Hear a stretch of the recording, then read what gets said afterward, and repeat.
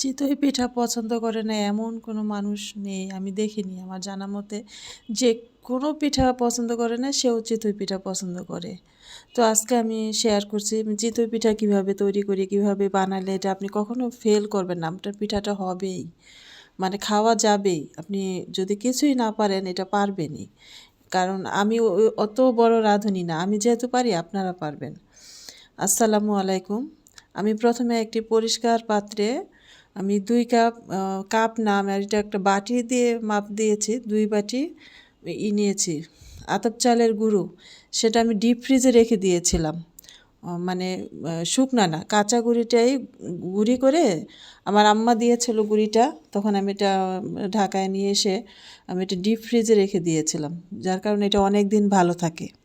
তো সেটাই আমি 2 পানিটা বাটি একটু পাতলা নিলাম, হয়ে গিয়েছে, নিয়ে এজন্য আমি আরো আমি এক কাপ প্রথমে কুসুম দুধ গরম দিয়ে পানি দিলাম আর এখানে। লবণ দিয়ে ভালোভাবে মাখালাম। মাখানোর পরে দেখলাম যে একটু পানিটা একটু বেশি হয়ে গেছে, সেজন্য আরও 1 বাটি আমি চালের গুঁড়ি এখানে নিয়েছি। নিয়ে এটা আবার ভালোভাবে এটা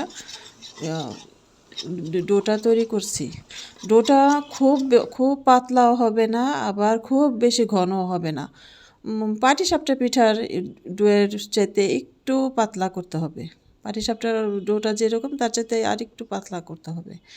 এখন দিয়ে দিচ্ছি অল্প একটু, মানে হাফ চামচের চাইতেও কম খাবার সোডা, যেটা বেকিং সোডা, যেটা বেকিং পাউডার না, বেকিং সোডা, সেটা আমি একটু দিয়ে দিচ্ছি। ওটা দিলে হয় কি, এটা ফুলবেই আপনার।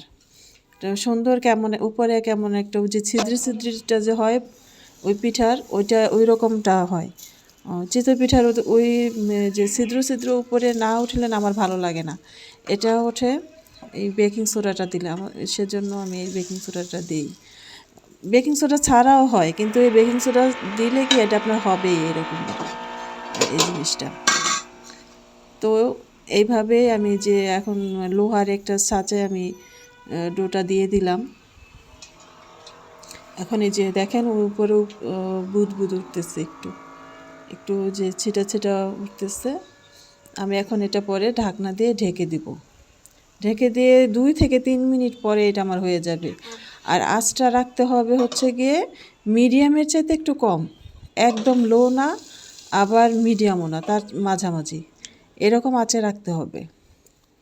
আর ছাঁচে আমি চুলায় দিয়ে কতক্ষণ দিয়ে আমি এটা সরিষার তেল দিয়ে একটু করে ব্রাশ দিয়ে সরিষার তেল দিয়ে দিয়েছিলাম, যার কারণে আর এটা লাগেনি।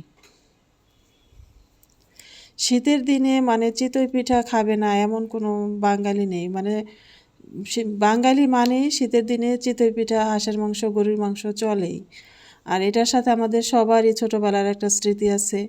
বা মা এটা পাকঘরে বানাতো লাকড়ির চুলায়, আমরা বোনেরা ভাই বোনেরা চারপাশে বসতাম, সেটা দিয়ে মাংস দিয়ে ঝোল দিয়ে এটা খেতাম। মানে আমাদের সবারই এটার সাথে একটা মেমোরি থাকেই। আর আমাদের গাজীপুরে এটা ভীষণ পছন্দ সবার।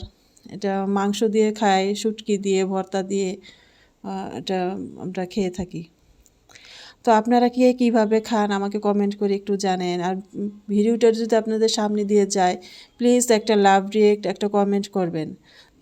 তাহলে আমি বুঝতে পারবো। যারা আমার ইয়েতে কমেন্ট করবেন, আমি পরবর্তী ভিডিওতে আপনাদের নাম আমি উল্লেখ করব, নাম বলবো, নামগুলি।